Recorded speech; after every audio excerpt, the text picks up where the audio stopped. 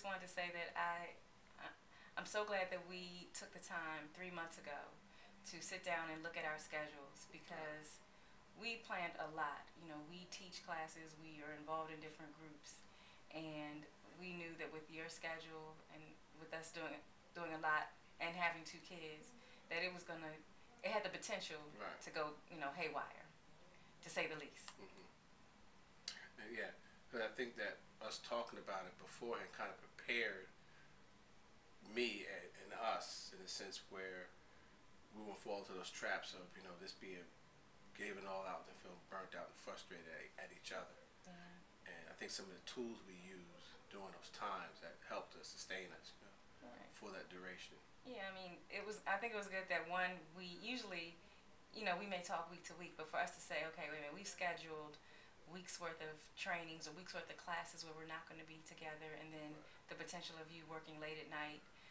That was thrown in. That was even thrown in, and so we just realized that we had to pace ourselves, but then we knew at the end of those 3 months we were going on a trip. Right. And so I think for the both of us, it said that if we're going to do this, we need to be on the same page and make sure that it was okay with both of us. Right. And then I think it made the time more meaningful when we were together, because we knew, okay, if we have an hour to go on a date, we're going to have the best day we ever had. Right. Because we know that our time for this duration was going to be kind of scarce. Right.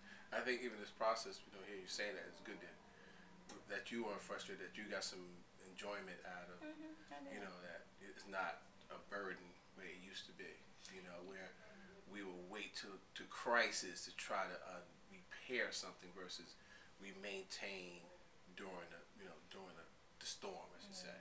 Yeah, I mean, I think we're definitely cordial. I used to always say, can we just be cordial to one another?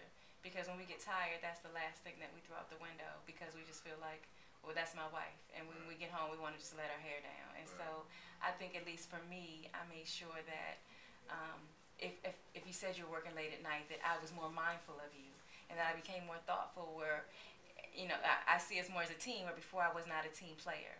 And so I'm thinking, how can I support us? How can I keep this connection with you? Because the last thing I want to do is to lose that connection, because I feel that we work so hard to get it in the place that it is now. And do I want to be upset about the dishes for 2 days, or do I just want to be upset for 2 minutes? So. Yeah. And for me, to understand the process of that, knew how to maintain our relationship. Like, when we did that weekend training, so as soon as we're done, go out and just do stuff for ourselves. Yeah. We gave out to a lot of couples. Let's go out and just have a nice meal, kind of have some personal time, not talk about couples. We know about that. Just talk about us, not the kids. And I'm very thankful that that you really appreciated it, at the end. So those are the kind of things that keep us going. And I think it helped, because when we were both tired the other night, and we had a moment where we could have been frustrated when we were planning for a meeting. Right. And like we say, it could have gone either way. Yeah. We could have decided, okay, you know what, we could have started yelling and fussing at each other, or getting into an argument.